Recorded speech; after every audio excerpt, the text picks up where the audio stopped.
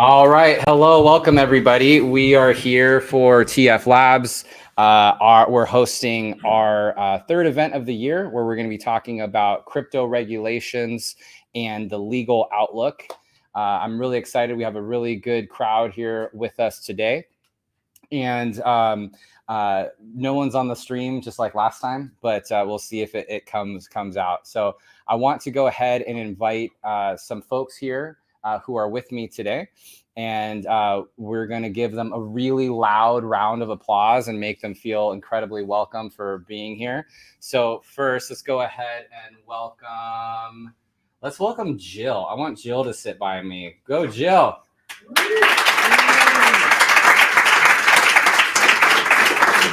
Welcome, Jill. Jill, you're going to sit here, and we're going to do our best to share this microphone. Oops, I should have moved that. All right, next, let's go ahead and welcome Miles. We'll give Joe the end. Miles from TaxBit. All right. And last, Joe Cutler from Perkins Coie.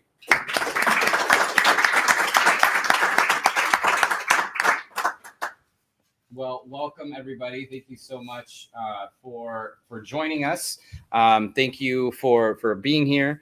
So we're going to be talking about crypto regulations, which I don't know about any of you, but it's been kind of a crazy time over the last couple months and so forth. Hours. Yeah, it's a day by day. But, things are still moving in the right and positive direction. So before we get into that part of the conversation, I just love if each one of you could introduce yourselves real quick. So Jill, we'll start with you, and then we'll move on down the line. Hi, I'm Jill Williamson. I head the compliance and regulatory practice at Gravis Law. We do a variety of emerging technology work, but with a pretty heavy emphasis in all things Web3. All right, I'll go next. Hi, everybody. I'm Miles Fuller. I'm the director of government solutions for a software company called TaxBit. TaxBit focuses on compliance software in both the financial accounting and tax space for digital assets, specifically cryptocurrencies. Our headquarters is just a couple blocks away from here. And so we do some work with governments. So we actually talk on the policy side to various federal and state level regulators. But then we also actually do work with the IRS on when they're trying to figure out taxable events and do calculations. We assist them with that. And that's kind of some of the work that I do. I'm Joe Cutler. I'm a partner at Perkins Coie, which is a law firm that's headquartered here in Seattle.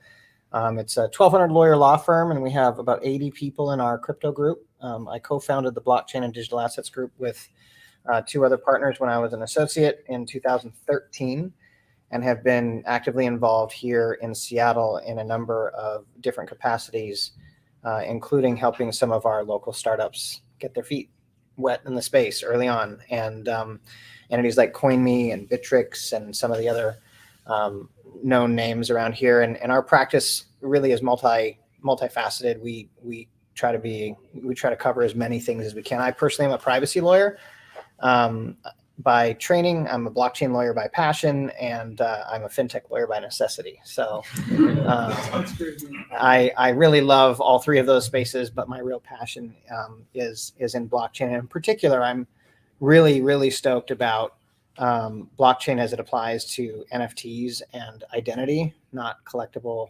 widgets, but like the real use of NFTs in the future. And I'm excited for where that's going to go.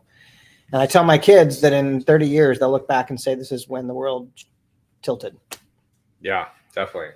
Well, welcome all of you. Full disclosure, Perkins Coie is our law firm with NIFMint. We like them. And so let's get right to it. Let's just talk. I just want to ask the question of what does the current landscape look like? And when I think about that more from a feeling standpoint, that you are all coming across with just the current landscape. I want somebody to say that they know. I was telling somebody before this started that I've never felt less prepared for a panel like this. And it's not because I didn't spend time preparing. It's because as I was preparing, things were changing. So, started last week. I think some of you guys are on the Telegram. I asked what people wanted to hear about. I pulled some stuff down. I was looking at that, and then there was a new enforcement. Then there was a new announcement. Even this morning, there was a new judgment in the Dapper Labs case. So, what does it look like? Like I said, I'm not sure that I can tell you what it looked like. I think there's a lot of FUD, but also just a lot of genuine uncertainty and change. So, for those who aren't overly risk adverse, it's a good opportunity. But yeah, it's. I haven't been doing this as long. I think I've been doing this since 2016. But for my money, it's the most uncertain it's been since I've been working in the space. I have a little bit of I feel like this goes in cycles. Whenever there's uncertainty in the marketplace, then the regulators, either the marketplace moves or the regulators react. And I think we're in a period where we're reconciling regulatory reaction. And the truth is that the regulators have been reacting sort of at an accelerated pace for quite some time. I would call it 18 months plus. But the combination of economic uncertainty, the FTX debacle, and a cycle of sudden awareness to people's vulnerabilities in the space, like people in Congress who might have donated to accepted donations from FTX, I think woke a lot of people up.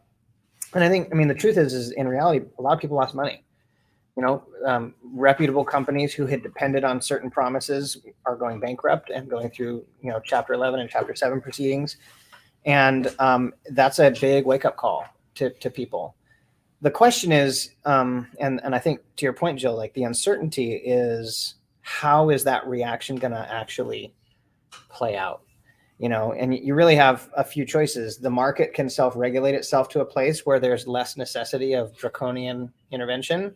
The regulators can regulate within the scope of mandates that they've been given already by legislation, or Congress can act and change the law. And I think we have a lot of misunderstanding about what the regulators can and can't do and why they behave the way they do. And a lot of people love to hate on them. They hate on the SEC, they hate on Treasury, they hate on the CFTC because they don't like the way that they're making decisions. But it's important, at least as a lawyer, whenever I have a public opportunity, I remind people that regulators are tasked primarily with enforcing the law as it's written and as they understand it and as they have previously enforced it.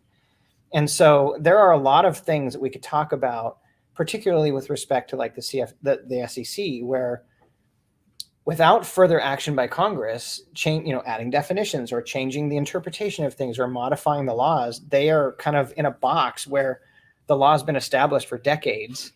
And notwithstanding the super cool nature of this technology, it behaves in ways that's pretty standard in their eyes, and they're acting that way.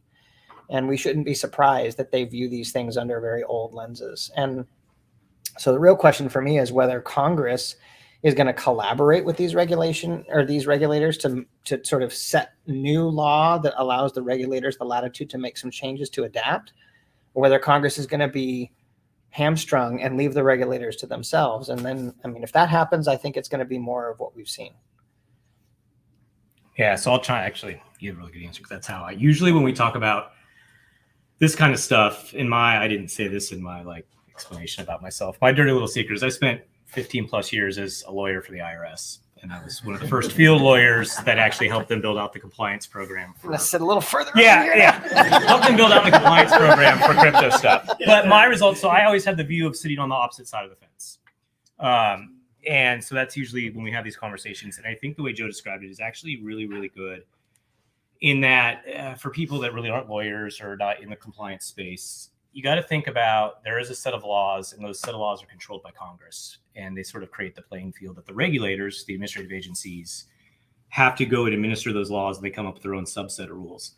And right now, so when we're back to this main question about where are we at, there's definitely mixed emotions, sort of mixed messages even about where things are going on. But I do think one thing that is moving in a positive direction, and it's as a result of these negative things that have happened in the past years, sort of various bankruptcies and things falling apart, is that it has brought the attention of Congress to the ecosystem.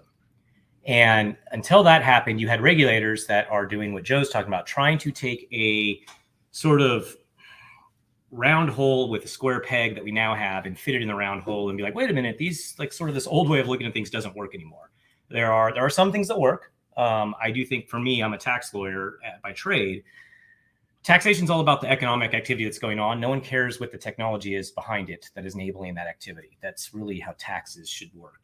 It shouldn't matter what the technology is, whether it's a paper security certificate or it's a tokenized security. That shouldn't matter. But that's regulators were kind of been left dealing with that. So Congress, Treasury Department, the SEC, CFTC, the joint. So maybe now one thing looking ahead that's a little bit of a light at the end of the tunnel is the fact that Congress's eyes are on this, which now you might start to get more traction on the Hill, like in Washington, D.C., to actually create standardized definitions or other things that'll help create stability or standardization across the industry. That'll make it easier for the regulators to understand what roles they are supposed to play and how they are supposed to go about tackling certain issues that arise. And that's sort of, I think is a positive direction for the industry, but it does, at the moment, there's still quite a bit of chaos because you don't want to be tagged with the enforcement letter that's like, hey, we're going to come after you because of this or that. And hopefully some of that would die out if Congress would act. Yeah. I mean, I will say that until a year and a half ago, I was firmly in Joe's camp. So, I spent the first half of my career doing white collar defense in DC. So, working with regulators. And I until a year and a half ago, I would say, look, regulators are actually, in my experience, generally, reasonable, generally, making decisions that are aimed at getting at the policy reasons behind the law, focusing their efforts where they'll have the most effect. But, the last year and a half, I would say, in particular, what I've been calling regulation by public statement, the SEC making statements that really don't have support in law, that are clearly, to my mind, intended to have a chilling effect on the industry. And also we've seen clients go before the SEC, doing public offerings, looking, getting an S1. Clients who aren't even engaged in crypto projects, but maybe have crypto on their books. And the SEC has been putting up some really, really clear walls, and really, it seems to me clearly not wanting to process or pass those S1s. I've had clients with S1s be asked for a legal opinion on whether a token is a security or not. I've never had a regulator ask for a legal opinion for something other than foreign law, because that waives your attorney-client privilege on that particular subject matter. It's a huge ask from a regulator to ask for a legal opinion because of the potential for subject matter waiver. And honestly, I wasn't able to give that legal opinion. And I wasn't able to find any other attorney who was willing to give a legal opinion on that. And it's not to say that we don't believe in our analysis, but, a legal opinion on an area of evolving law, and what they wanted a formal legal opinion, which implicates your malpractice insurance. It means that you personally can be sued for granting that opinion. That seemed, again, to me to be clearly designed to put a chilling effect on folks coming forward with projects that they didn't have necessarily the legal grounds to say no, but they had the bureaucratic hurdles to place. So until the last year and a half, I really was in Joe's camp saying, look, the law is clear. Howey test is not new. This isn't that hard, guys. Quit complaining. But the last year and a half, I feel like that the SEC has really taken, I just really gone outside the bounds of what you normally see a regulator do, by going outside of the bounds of the clear letter of the law and their regulation, and even that some of the policy considerations behind those laws and regulations. Well, and I would add that, I think it's a bit of a concerted effort. I mean, if you look at the tactics in some of the litigation that the SEC, did battle to the death over discovering legal memos from counsel, subpoenaing notes from attorneys, asking for their for their communications and claiming it wasn't actually prepared in anticipation of litigation. These are things that regulators, I mean, I agree with you, Jill, that's not normal.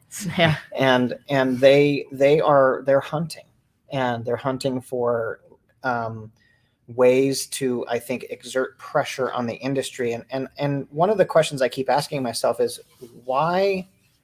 Is the why that they want crypto to go away? Is the why that they want to identify the people responsible for making the beast they don't like? Or is the why that they don't understand the space and they're just trying to regulate wherever they can on the edges until they get it? I don't know the answer to that. I do have a critique of the industry that I think is fairly provocative. Just one? I have a lot, but I've got a whole I'm list. really perplexed why crypto started with financial services. Yeah. Because that's it's like already highly regulated. I mean, that's like walking into the dragon's lair and, with like a pencil and being like, let's go. And so like, if you compress time a little bit and look at this that way, I mean, that's kind of what happened. And from my perspective, in my introduction, I said, I'm really interested in things like NFTs and identity on the blockchain and tokenization of real assets.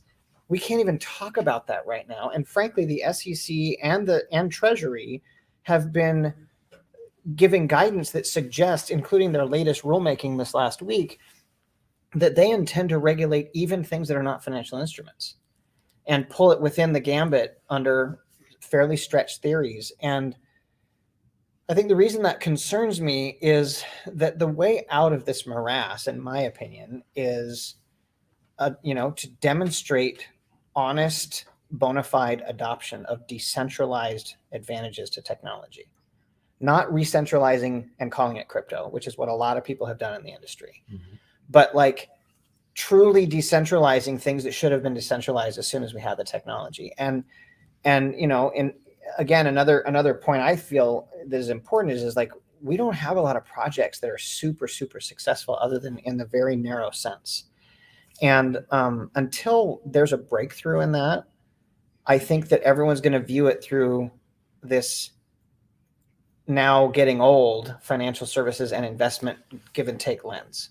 I'm offering financial services and users are using it to invest. And I've been calling out a little bit of what I feel like is a little bit of dishonesty in the industry, in that they love to criticize the financial regulators for applying regulation, and then they turn around in the same breath and day trade all day on tokens and hope to make money and tell everyone on freaking Twitter that that's what they're doing. And so if Joe, I'm a it's regulator, decentralized. yeah, they're doing it on, yeah. So there's this strange, almost like double vision in the industry that to me explains a lot about why the regulators are behaving the way they are and why there's a reaction. And so I recently spent some time with another lawyer. You guys may know Lee Schneider, who is at Ava Labs right now. And he has been trumpeting this in speeches and online, that like reminding people that all tokens are not financial assets. That's right. There are lots of things that are tokenized that are not financial, NFTs, right? And there are lots of projects out there trying to tokenize stuff for really good reasons. Good enough reasons that when they get done, everyone who's pushing to put the industry out will suddenly be clamoring to use those services. Yeah. And so I am really interested in how to foster a conversation at the regulatory level about that. I mean, I think that's a huge point. And, in 2016, when I was first introduced to the technology, and Joe, you'll resonate with this. One of the things I was really excited about was self-sovereign identity. Mm-hmm. Has that happened? Nope. Like all of the things that people were touting as use cases for distributed ledger technology, very few of those things have happened. And it's not, I think it's not that the technology still doesn't have that promise. It's that this ICOs, DeFi, and NFTs have distracted the human capital and the financial capital from investing in projects that actually take more than 24 hours to turn a profit. but projects that actually will make use of the technology and transform industries. So, when all of the human capital and the financial capital is focused on DeFi or, the latest NFT, now this sounds dated, right? It's been 6 months since we had a huge NFT boom, but last year, everybody was trying to, get rich quick off of, NFT mints. Any mint properly hyped was gonna sell out. I had clients that sold their mint for made $3 million in 30 minutes. So it's hard, but it's what you. But then the technology has not fulfilled its promise. It's not even begun to fulfill its promise. Yeah, I think that's where sometimes we watch. But when you talk about which one of these, why they start with financial, when we talk about it sometimes what, and we had this conversation at least in the government side when we talk about tax, and this is back to the theme, and I think it aligns with what you're talking about, the idea of the technology is just an enablement for how to do transactions of certain things. It's not intended to be financial instruments or some sort of sui generis other asset that's an investable asset. That is really sort of a critique of the ecosystem of why did everyone jump on these to make money when that's not really what they were for. And then so back, because you think about it, what was really, so you have Bitcoin, peer-to-peer payment system. Ether, everyone's running on Ether. Number two, Ether did not exist as an investable asset, nor does it exist as a peer-to-peer payment system. It's a compensation method for people running the Ethereum virtual machine. That's what it's supposed to be. Mm-hmm. It's not supposed to go beyond Coinbase or whatever and be traded. So outside, I always think of Bitcoin, and you have Ripple Labs, which is meant to be sort of a commercialized version of a payment system. Those are kind of the main two. Everything else is meant to be something else that people just picked up. Like you said, they want to make money in 30 minutes. So they sort of pump and dump or whatever, they go trade it. And that doesn't make sense. But that does leave regulators in this thing of okay, all we see industry is you treating these things like financial instruments. So now we're going to chase them like financial instruments. And I actually find when we talk to regulators, there's a lot of confusion. They actually view all of these things as investment assets. And it's no, actually none of these things are supposed to be that. Maybe one or two were intended to kind of operate that way, but really none of them aren't. And I do think you're right though about the discovery, when you talk about all the litigation. I do think there is definitely some truth to the element of learning. It's very aggressive discovery tactics and information gathering tactics from the regulators because they're trying to learn. Now, one of my critiques of the industry somewhere on this is I've had very good luck in my role now in talking to developers or whatever but I have seen, and because we sometimes operate bridging the gap to help facilitate conversations with people at the Treasury Department or state regulators, there are a lot of times that there's projects out there that you're hey, we could connect you with these people. They want to hear about your project. They want to understand what you're doing. The regulators want to understand what you're doing. They want to understand the technology. They want to understand so they can come up with a more ready framework. And you have people that are no, we don't want to talk to any regulators. And it's okay, if you don't want them, I don't know how to help you if you don't want to engage. Right. So that's always my, the industry, if you want to engage, but I also appreciate that for the industry, there's a lack of trust because of all the enforcement actions. Of course, I'm just not asking them to engage with the SEC. Usually it's something else. Well, but even DFI, for example, I had a client, they're bootstrapped. So, he did it himself. He reached out to the SEC and to Washington State DFI, to say, I have these plans. I want to know, is this kosher? And the first thing they said is, who's your lawyer and where's your legal opinion? I was well, what happened to your open door? Yeah. This is not helpful. My lawyer won't give me a legal opinion on this stuff because nobody will. And B, this is what I want to talk to you about. You said your door was open. You wanted to help projects launch in a compliant way. And, as soon as he reached out, they, again, last year and a half before that, clients had much more fruitful conversations with regulators. But excuse me, Joe, was this the Division of Securities? It was the combined. Oh, it was the new interdivision. Yeah. But there is other stuff going on besides the SEC. I know we've been waxing poetic about. This is fun as a moderator when you don't even ask a question or you ask one question and then it leads to multiple. That's great. That means that we're having good conversation that's building off of each other, which I really like. And I want to just double down double click just a second into pretty much what we've been talking about here. particularly around like this notion that, people in crypto might have a bad view towards regulators or SEC. And I don't want to say, maybe bad view is the wrong way to say it, but maybe it's based on fear, or it's like, hey, like, you hear so many people say things like, this just needs to get regulated. Like once this gets regulated, then everything is going to be better. But, to Joe's point, and Miles, you're saying this a little bit too, is like, well, they're operating within the rules that are currently set. But then as you're talking about too, is like, well, there's also like a little bit of hunting, and the rules aren't really clear. So what do you think wins out? Is there going to be an actual definition taking place? Do you think that regulators will be more clear, or do you think it'll just be like, hey, the rules are set, just follow the rules? Well, I think that regulation properly applied is fine. And I'll use a very simple example. If I build a centralized exchange and I hold people's funds and their crypto, and I obey their instructions and do what they tell me with it, and if I fail, I lose their money, I should be regulated the way banks are regulated, because that's why regulation exists. Oh, that's a powerful, complicated question. And I'm not saying it needs to be exactly like a bank, but the principle that the government who protects the people will regulate the markets in a way that holds people who make promises to other people about their funds is a concept as old as time. The problem I have is twofold. Number one, it's not one size fits all.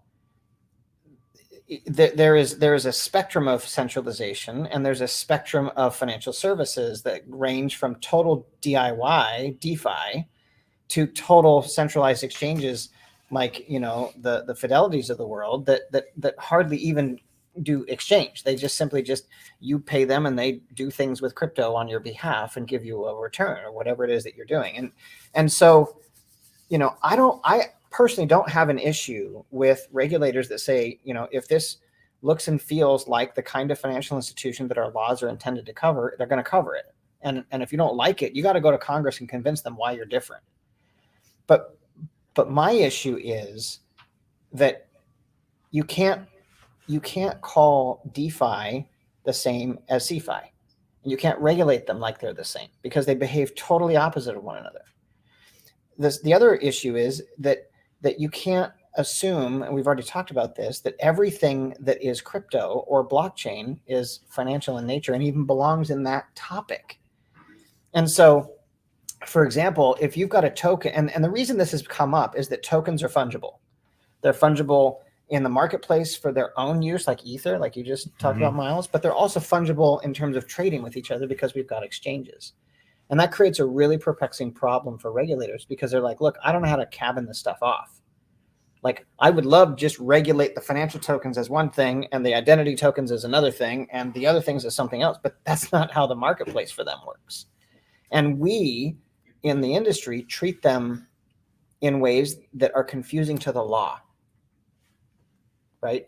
When I'm creating a token that's meant to be access to a file system, but I also list it on an exchange and I do nothing to keep people from speculating on its fluctuating price, it's actually behaving in two ways. So how do you as a regulator approach regulating the financial piece of it, but not not stifling its actual functionality? And I don't think we've even honestly begun to talk about that in a way that's helpful. As a counterpoint, if you're trying to build a decentralized file system, then you do need a way for people to access the tokens that they need to run the file system, so you don't sell them directly, because that's centralized. Yep. So while they're behaving in two ways, they're also behaving in one way. But yeah, I mean, to your original question, Jonathan, I think there's some really interesting cases pending right now.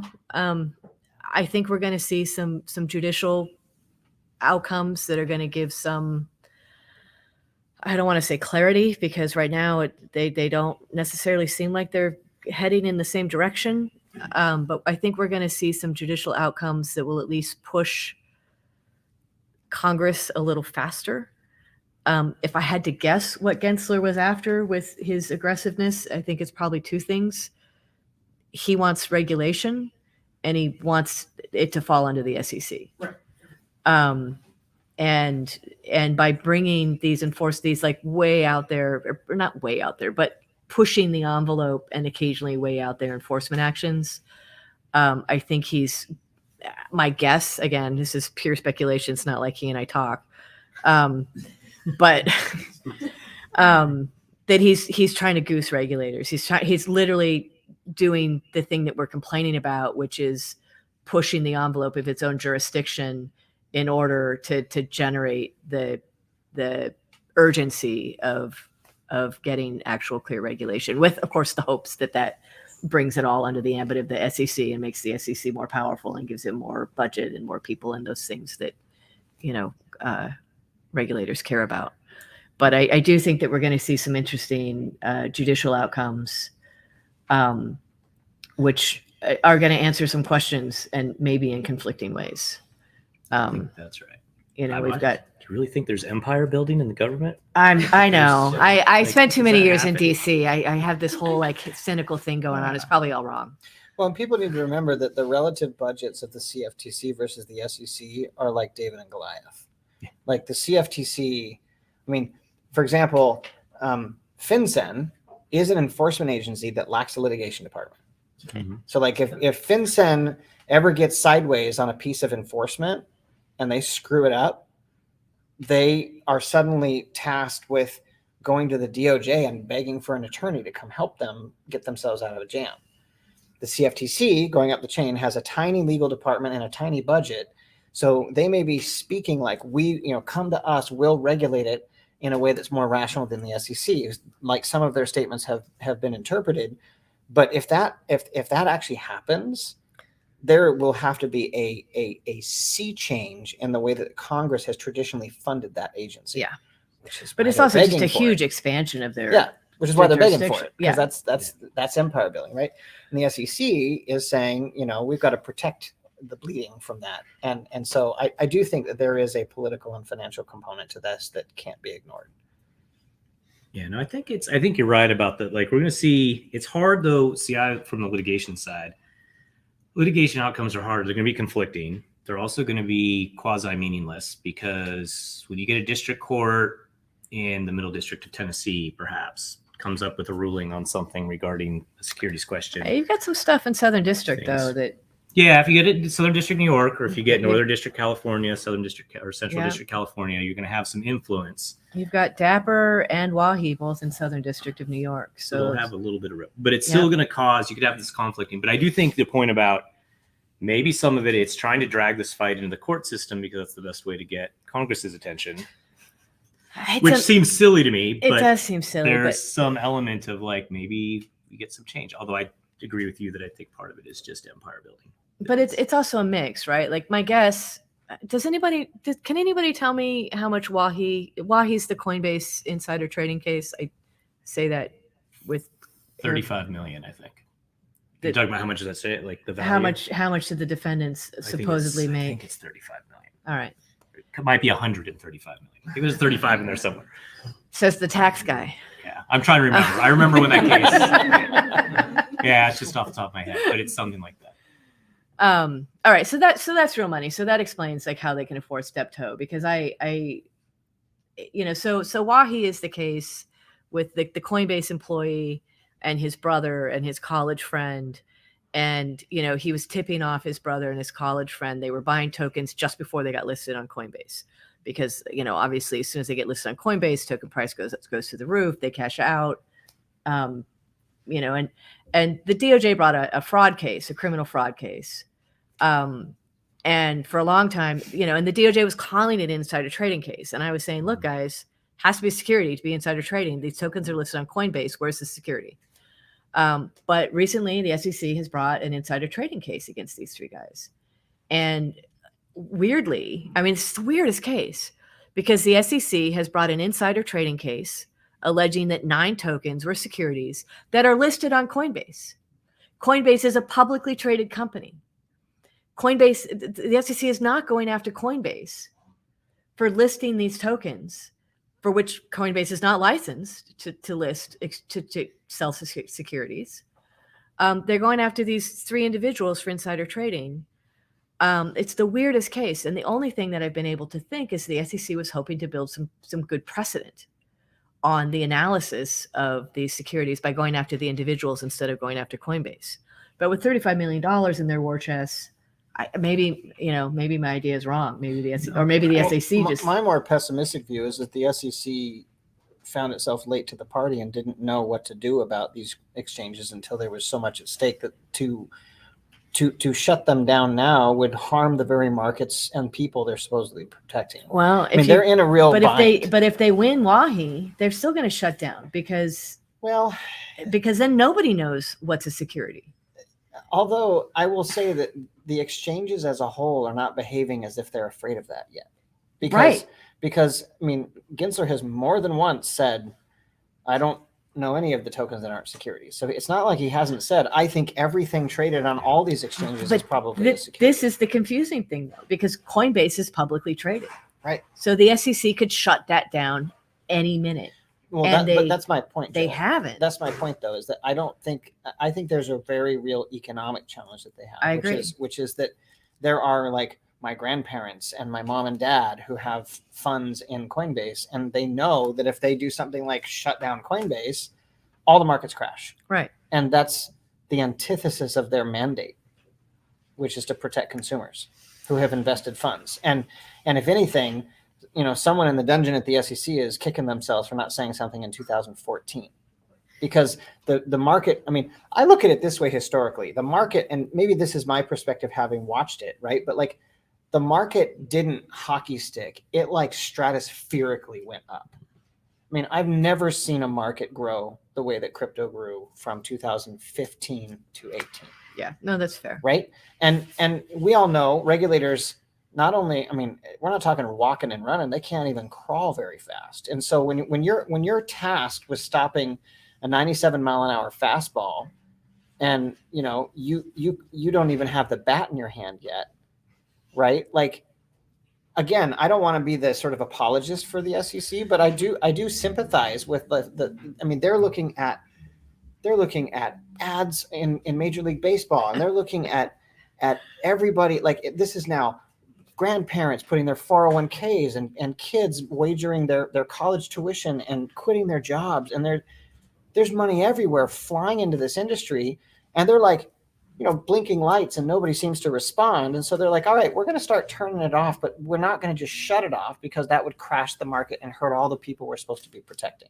I agree with you, though, that logically it makes no sense if all you're thinking about is what should a regulator do to logically address the legal issues. Yeah. But I think that there's a reality there. It's a really good point, though, because I have long said that there is a traditional development of regulatory activity where, and the SEC followed the playbook. When they see something that they think people aren't following the law, like an industry isn't following the law, or there's a new law or rule, the first thing they do is put out guidance. And, we got the Dow report. And they said, hey, guys, we're not enforcing here, but if we were, here's our analysis, and we think, you should think about this. And then they tour behind the guidance, like touring behind an album. They talk to the ABA, they talk to industry groups, and they say, look, we put out this guidance, and here's some more thoughts on that, and we're really serious, and we really think you should pay attention. And because to Joe's point, they don't have the resources to just turn around tomorrow and say, we're enforcing against everybody. They don't. So their main strategy is to give the industry time to come into compliance. So for a couple of years after the Dow report, the SEC was just, talking to people and trying to put out clear messaging and trying to say, look, industry, we mean it. We know maybe you didn't realize this, but now we're saying it. So, but the industry didn't say, oh, that makes sense. The industry said, hold my beer. And so then, the next step in the process is to take some enforcement cases. Hopefully cases that will get people's attention, hopefully cases that, will have a big effect. And, I think Ripple was meant to be that big case, right? Normally, when the SEC goes after somebody as big as Ripple, that is just the fact that they have brought a case kills the company, right? Traditionally. traditionally, most companies can't survive that very easily. The stock price goes down, the investors get nervous, and for like a minute, right, the price of Ripple went down, and within days, what did the industry say? Hold my beer, we're going all in on Ripple, and the price went up, and Ripple said, we're fighting. Well, I mean, Ripple said we're fighting. You know, they probably had been under investigation for 4 or 5 years before the complaint was filed, but they said, this isn't hurting us. Our community is behind us. Our value of Ripple's going up. So bring it. You know, we don't need to settle because this isn't hurting us. And so at that point, the SEC was basically out of tools. Like they put all their tools in their toolbox that traditionally worked. You know, they turned up the heat just like they always did. And the industry said, hold my ear, we're doubling down, watch us DeFi. Well, and Ripple's answer to this is, you want proof that we are legit? Look outside the US. I mean, the Ripple network's never been stronger outside the US. Right. And all the use cases that they built that were supposed to sort of replace the Swift network and the traditional rails that were so cumbersome, they're working really well.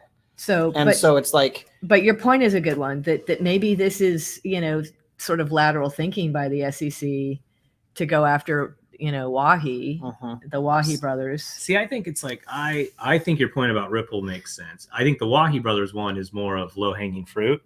Like, I see a bad thing happen, I'm just going to go chase it because at the end of the day, it's a bad thing. What I found interesting when they filed that was the idea that they brought it as an insider trading case for the exact same reason you pointed. Is like, this goes a little bit to what you were talking about earlier when you were talking about or alluding to what lawyers would refer to as custodial relationships or bailments. Or like, you know, you have a responsibility when you're giving over someone else's stuff to take care of that stuff.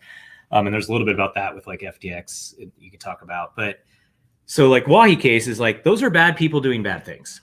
And we need to sort of take them out to the woodshed in lawyer speak and like beat up on them a little bit. But fraud works. But fraud, it's fraud. It is fraud at the end of the day. It's fraud if it wasn't crypto. If they were doing it with something else, it would be fraud. The question is like, who's going to bring that if it's not insider trading? But the DOJ brought it. The DOJ well, because it's a criminal. So DOJ, I think I'm not a securities lawyer, but generally my recollection is SEC things that are brought on the criminal side are brought by DOJ directly. The Civil DOJ, stuff's generally SEC attorneys. But the DOJ brought a case that has nothing to do with securities. Well, yeah, so it's weird that they called it, and so there is the question that came up that you pointed out about like, well, if they did that, is this like a backdoor way of trying to litigate whether or not these assets are actually securities, so then we can later go after Coinbase, which Brian Armstrong and Coinbase like threw the gauntlet, right? Like, sort of screw you, like SEC, these are not securities, and we're going to fight it tooth and nail, which maybe part of that is the point. So there's enough backstop there that there's an entire ecosystem that can be crushed.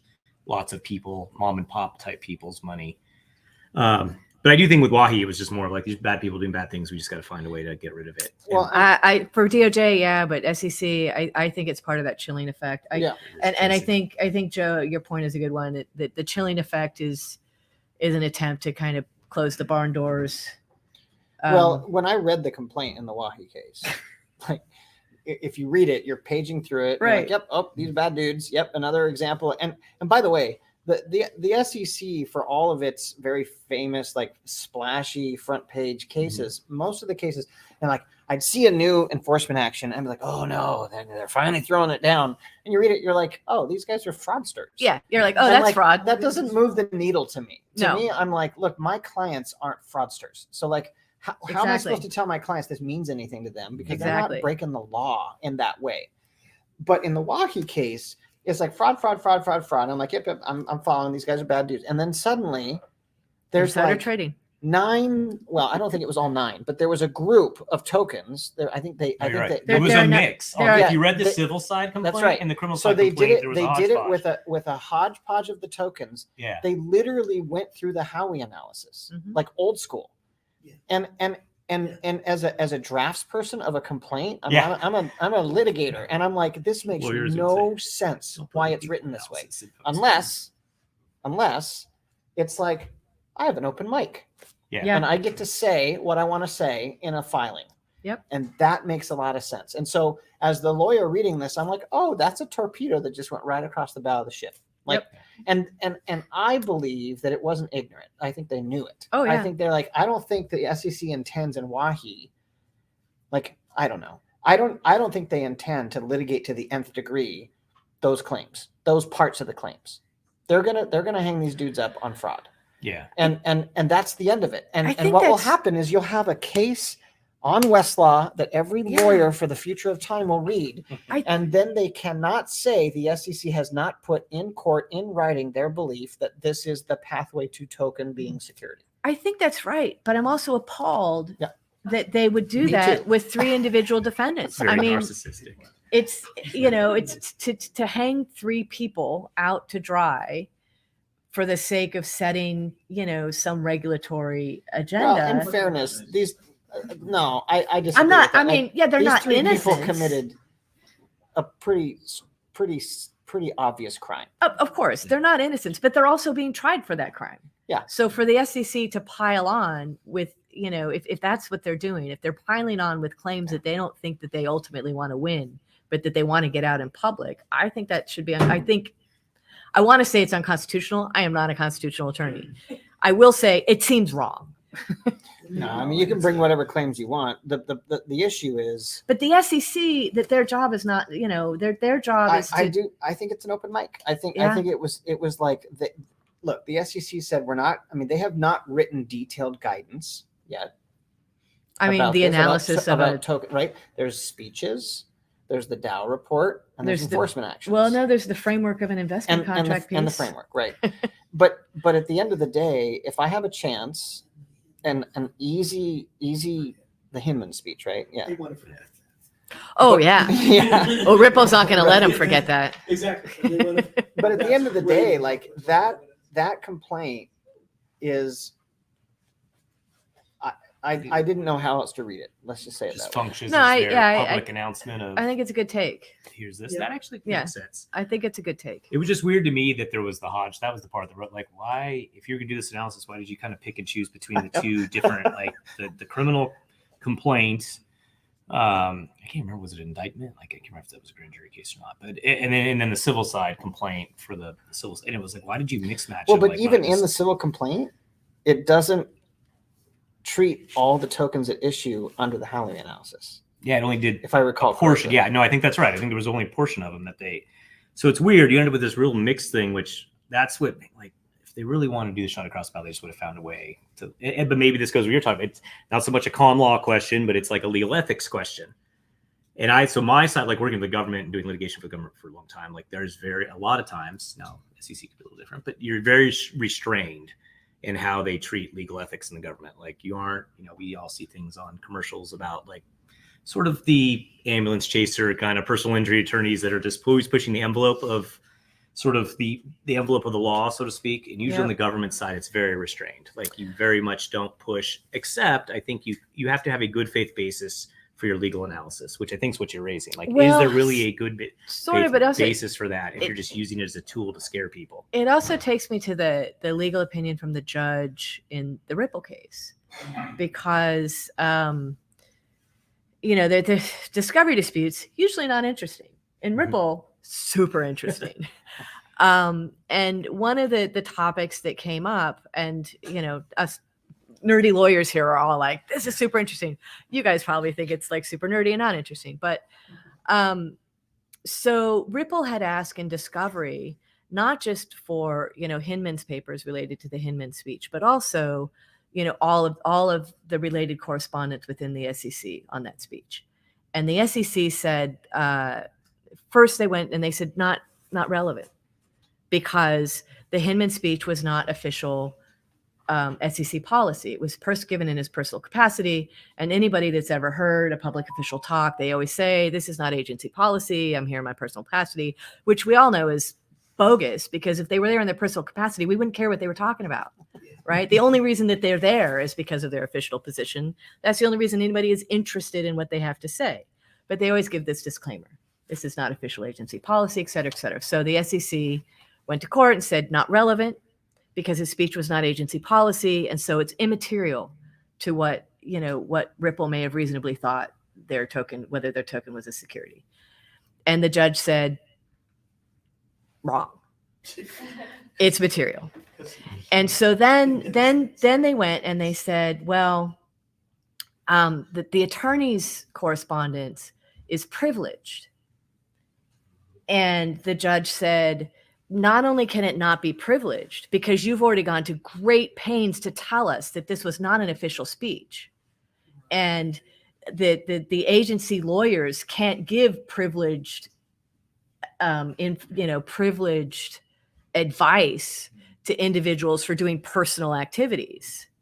But the judge really raked the SEC over the coals for what he deemed was too aggressive litigation tactics that, to your point, private attorneys would turn on a dime, right? Like but he said for the SEC, basically, these are my words, it's really unseemly for you to prize victory over legal ethics and taking a consistent position. And so not only is it super interesting that Ripple sort of, I think, is going to change the way that government officials make speeches in the future. And they've sort of put paid to this idea that an official can make a speech in their personal capacity and then not be held accountable for it later. Like, that's amazing. Like, that changes everything in Washington. But the court raked the SEC over the coals for being, I mean, gently in a judicial way, for being, basically unethical and making two contradictory arguments with respect to, that evidence. So, normally boring discovery disputes, I think is going to create, some interesting SEC related changes, but potentially some interesting agency public official speech changes as well. So that's that. Anyway, that was a very long way around to say that's kind of what I was thinking, is that this like win at all costs mentality, which is considered, if not unconstitutional, inappropriate for a government agency. Yeah, no, I think it's right. It's definitely out of like the norm. Like, you wouldn't see it. We'll find a way. I have some common law lawyers who figure out a way to come up with common law. I mean, I'm sure there's some jurisprudence somewhere. It's just not my wheelhouse. I think we could listen to you three for hours on this. Everybody's here super attentive and mesmerized, and I just love how you all are just kind of finishing each other's thoughts here. Nerding out hard, yeah. But I do want to open it up to two questions. So I'll take a question from this side if anybody has one, and if not, I'll take one from that. Go ahead. Those are... with the recent move the SEC did towards Kraken, how do you think that plays into all of this? Recent move towards Kraken. So the context there is the SEC taking the position that staking is that you're talking about yield staking. Yeah. Staking as a service programs. And they made them agree to stop all staking in the US and fine them. I mean, and they also went after them being not the biggest exchange, having it be a bit of a more challenging battle. Yeah. The way I see it for Kraken to take that on. So the point that what I was really asking is, what do you think the SEC, I mean, obviously it's just conjecture, but what do you think the SEC is really trying to accomplish? Is that somewhere on that battle path you guys have been talking about? Yes and in their court, or yes and no. I mean, I'll be honest. I don't know how you don't view a service where you put money in, it grows, and you get a yield return back as a security. I don't know how you don't view it as not a security. Like, it is a security, and so now I'm gonna be clear about something. That doesn't mean that the act of staking is a security. Mm-hmm. Okay, and that's a very important distinction, right?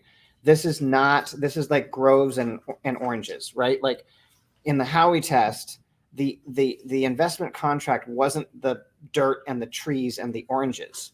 Does everybody know the facts of Howey? Does anybody know the facts of Howey? It's actually super fun in a very nerdy lawyer way. No doubt.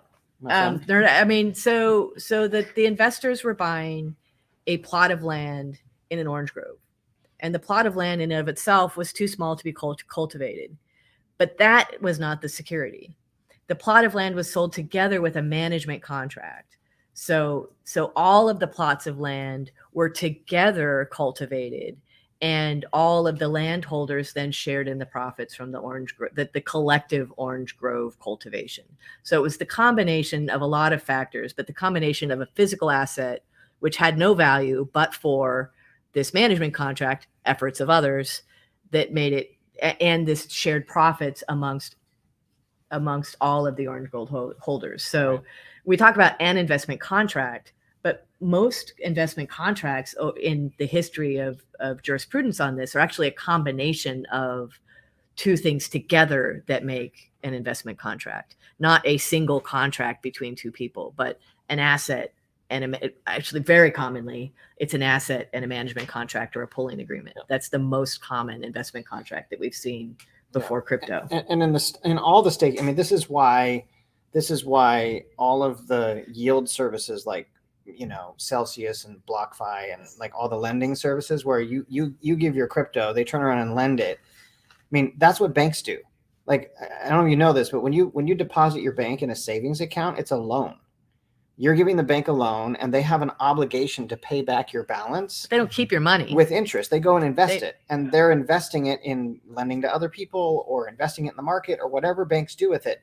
And the reason that, and that's treated as a security, but the bank, because the bank is separately regulated as a bank, they don't have to also be regulated by the SEC. I mean, sort of. I mean, there's also a very specific definition, right? A more or less specific definition of what kind of loans are securities. Agreed. But I'm treating it as a principle. Yeah. And the principle is that, like, I don't think it's even debatable among lawyers that the principle that if you entrust, this back to my point earlier, like if you entrust your money with someone else, with an obligation to get paid back with interest off of their efforts to go invest that money somewhere else and give you a yield. In particular, that the return is variable based on their success. That's right.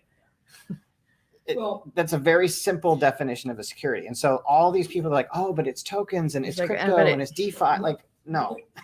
There's also something that the Justice Department looks at. And even when GlassSteagall got repealed with Bramlage-Bliley in the Act of 1999, so that you could have these big diversified financial service holding companies that are doing all these different things.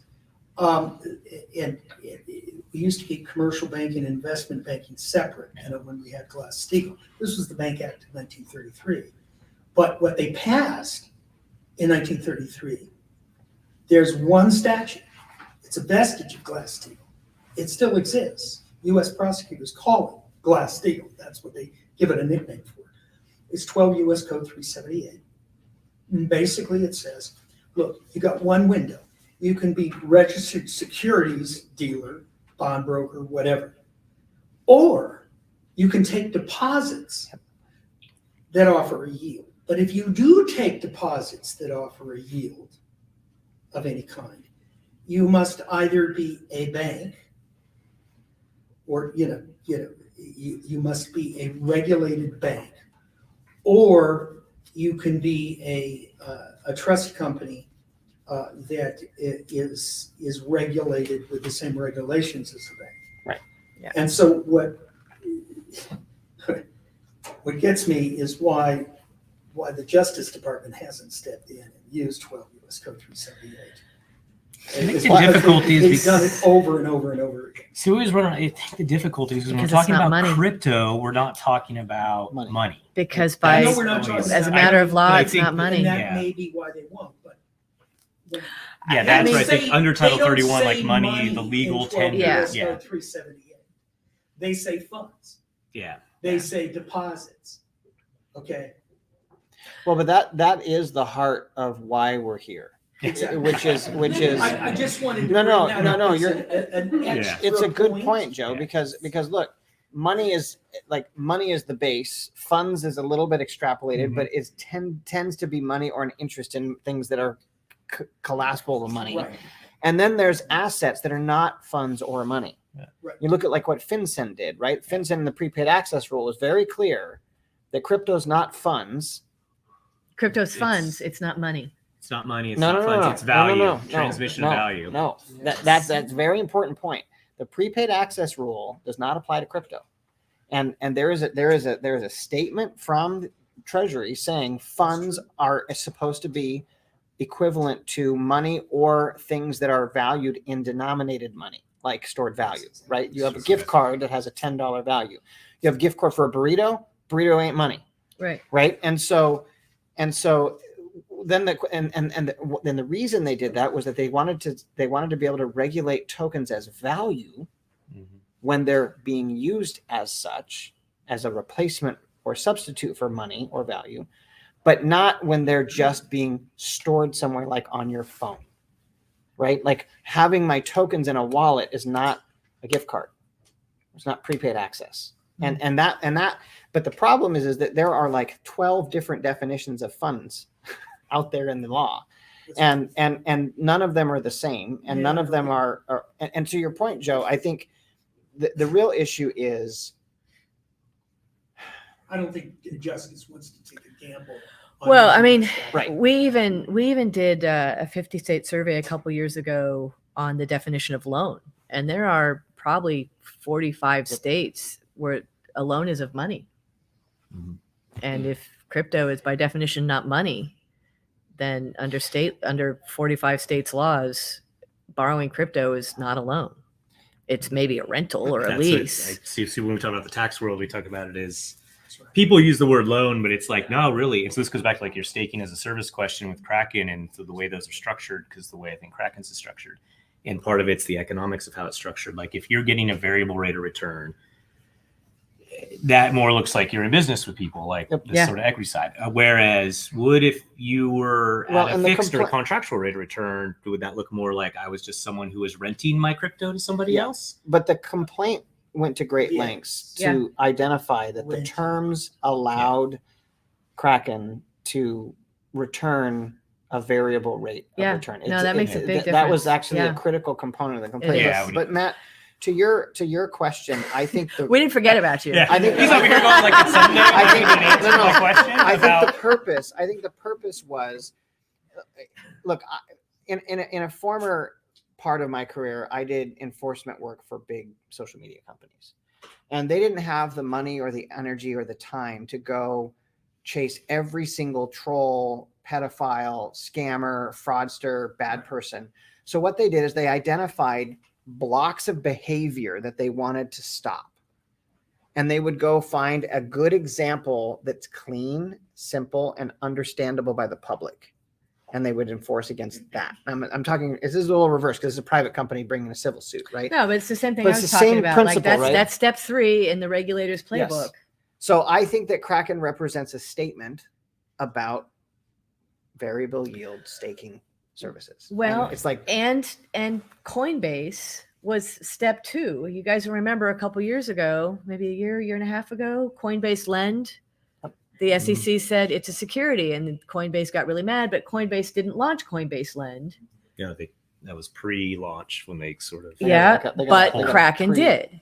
Yeah. And so, the SEC did the soft. Coinbase backed down. Kraken didn't. So, but what's interesting is Coinbase runs a staking as a service product now. That looks a lot like if you go line up like your T's and C's for Kraken's product and the T's and C's for Coinbase's product. Of course, anyone who's ever tried, and only probably the lawyers in the room have ever tried to go read the terms and conditions of any of these things. But if you try to read them, there's actually not a lot of transparency. Like when that happened, Kraken, you try to pull it up and let me read what is the actual economics of what Kraken's doing to see if it makes sense. And it's not totally clear other than some high points of there's this variable rate of return, which when you talk specifically, so setting aside securities, centralized, you talk about node validation, like running a node and validating transactions on a blockchain, it's going to be a variable rate of return inherently because it's whether or not you win the block. Like if it's mining, it's, whether hash power wins the block. If it's on a proof of stake consensus algorithm, it's like whether you won the lottery for that, however that consensus algorithm runs, if you won because you staked enough and you had the odds in your favor that you got to win to create that block. So it's a variable rate of return. So I think that's what Kraken is trying to mimic in their argument being no, it's just a pass-through lens. We're just doing whatever you get. And I think that's Brian Armstrong from Coinbase came out with a post right when the SEC did this that said ours is different from Kraken's because we're really just this pass-through. We're not really pooling anything. And that was one point in the complaint. Was the pooling of stuff allowed Kraken to pool the investment, which you could think of if you're talking securities, like capital, of everybody together to have a synergy, like one of these business buzzwords, like a synergy to be more successful and win more blocks and get more return. Whereas back to the orange grove, if each of us had to sort of cultivate our orange grove independently, we'd all be really, really crappy at doing it and not make any money. And so maybe that's a distinguishing factor as you try to think about these systems. But it's interesting because it's back to what you originally said for Matt, though, is like none of that has to do with the actual act of validating transactions on a blockchain. Like if you were running a validation node, that's not a security. Like you're just providing a service, so to speak. But if you pull assets together so that you can make money running validation nodes, then yeah, that's different. But the interesting thing about these settlements is they're settlements. So, the SEC, I think, and traditionally these settlements would be persuasive for the industry. In a past life when I did a lot of anti-corruption work and OFAC work, I read all the settlements and I, did analysis of all the settlements because, that's what you would follow, not because you knew that they were right. And in fact, I have a pretty strong opinion that OFAC generated over $1 trillion in fines over something that they weren't right about, but the bank settled. So they got their fines. But it's the tea leaves, right? Well, and the goal doing. Generally is to avoid enforcement. I wrote a blog last week because, while it's interesting and fun to talk about being right, for most clients, being right isn't the goal because you can't afford it. Right? Like most clients aren't Ripple. Most clients can't go to the mat and fight with the SEC. Most clients are, if they're lucky, Kraken. And they're like, we don't think you're right, but we can't afford this fight. So, being right isn't generally the goal. Staying out of trouble is generally the goal, which isn't nearly as fun. But when you're in business, it's not always about fun. So, the enforcement, I think they hope that it will be persuasive on the industry. So far, the industry has not been overly persuaded by the traditional tea leaves, if you will. So we'll see. Something I was wondering is, did the move seem a little aggressive, what they chose to do with it, making them stop staking, fining them, or they're just trying to set a precedent to use it to have to go off of for future things? Coinbase, you mostly answered that. The only thing like that seemed a little aggressive is that there seems to be no path for Kraken to get licensed and provide the service, that they are forever barred. Well, does that mean that this is the problem with many of these enforcement actions, is that they're being brought with no alternative? Yeah. Which makes it very difficult to see the regulators as reasonable for business, right? I mean, I think there's lots of people in the space that are like, look, fine, I don't agree with you, but can you just be clear and give a path forward? Yeah. Give me a license. Tell me how. Yeah. Tell me what steps I gotta do. So hold on. If I can. All right, we'll let Joe. This is the last question, but we're gonna try to do this one lightning round wise. Otherwise, we will be here all night, which is good because it's really good conversation and no one wants to leave. But so far, we've been talking about the regulators. They've had an open hand and a free hand, and I could go on ad nauseum about the way the Fed's acting. And we didn't even talk about banks. The federal banking regulators, but because that's my forte.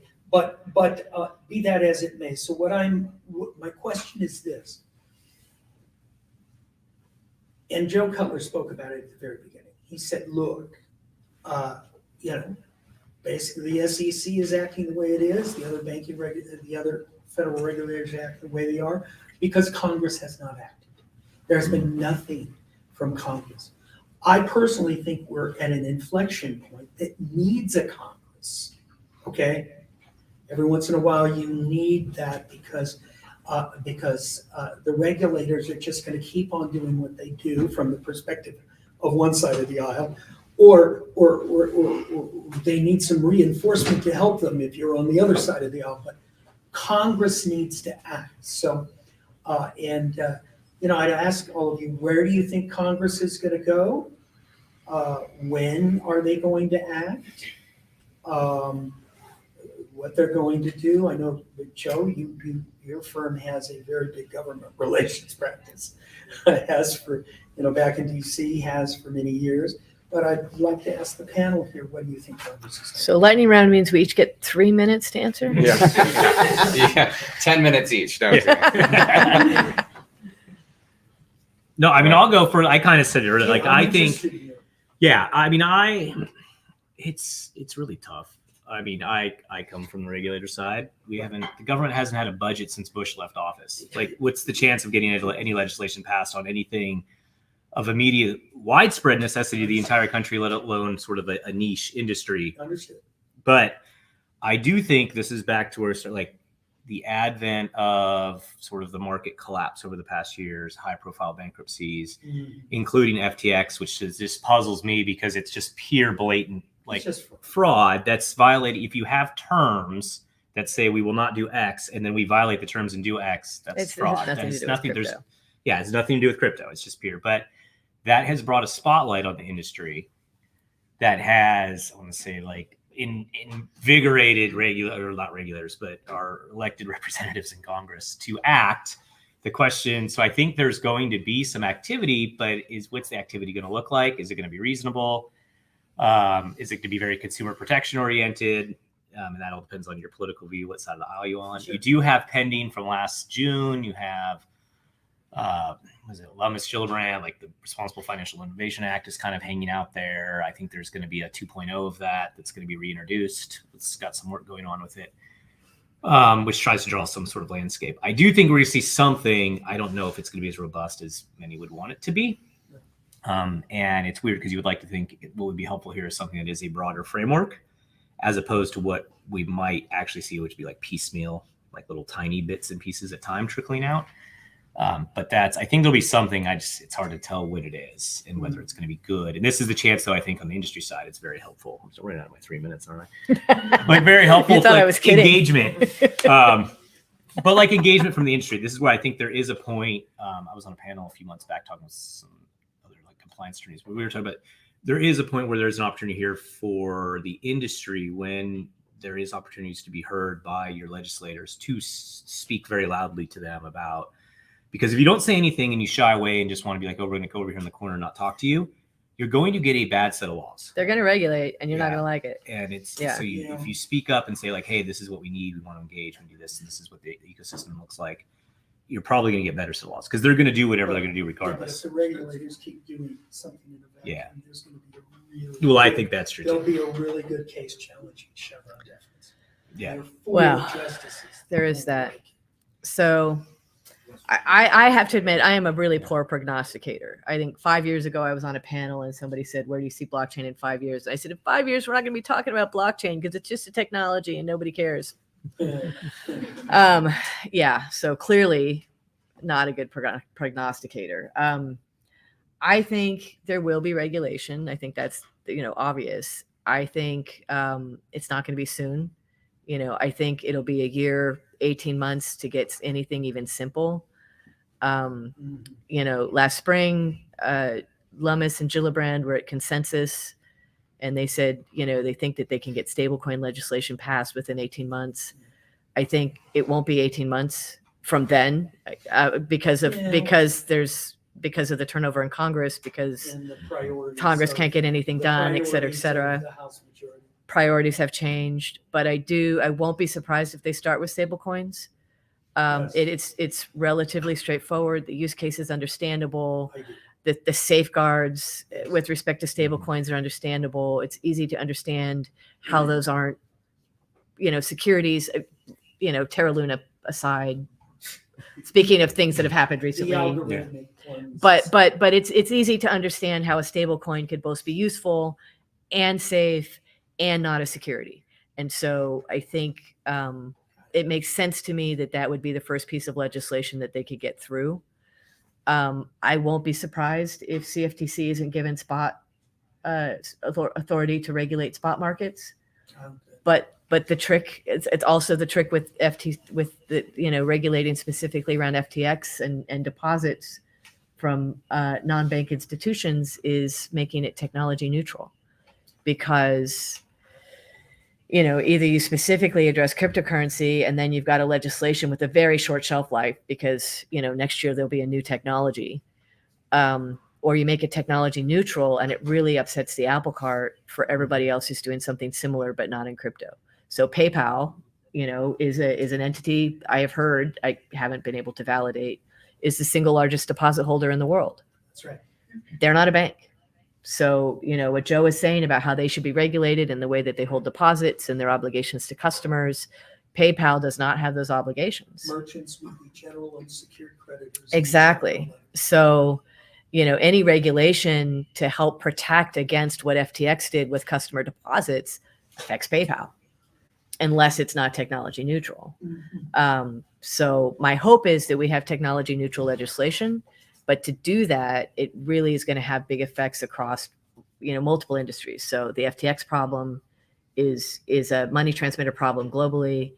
The, trading spot markets for things that are commodities, that affects all kinds of commodities, not just cryptocurrencies.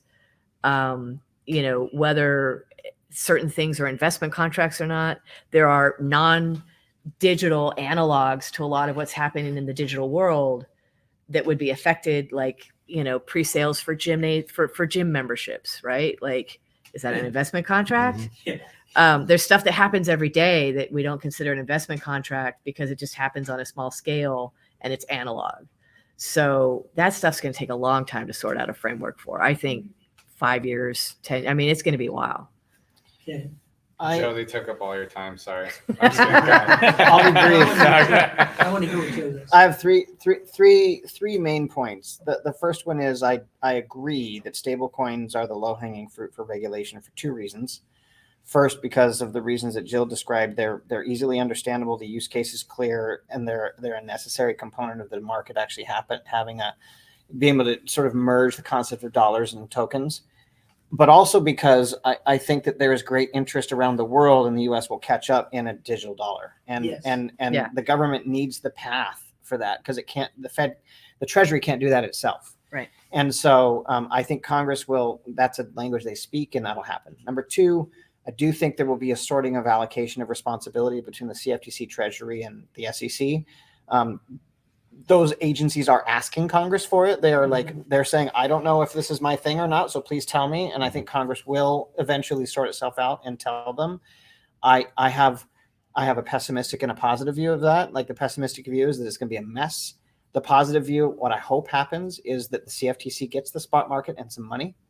And if the lobby and if the crypto industry does its job well, that'll happen because it's rational. It is rational that we regulate remember I talked about adoption, that we regulate the adoption outside the gamut of the SEC. I think the SEC will be given the mandate to regulate true investment contracts that put people at risk, and they'll do that like they're doing now. And I think Treasury will be put largely in charge of rooting out crime. And I think the DOJ's cyber division will be given even more money and more mandate to work with Treasury to do that.